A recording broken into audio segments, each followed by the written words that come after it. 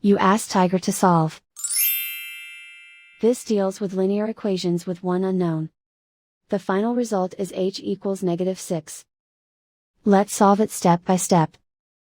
Swap sides. Isolate the h.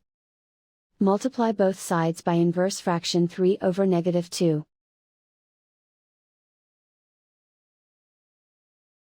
Move the negative sign from the denominator to the numerator. Group like terms. Multiply the coefficients.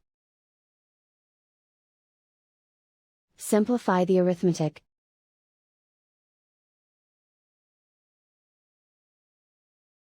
Move the negative sign from the denominator to the numerator. Multiply the fractions. Simplify the arithmetic.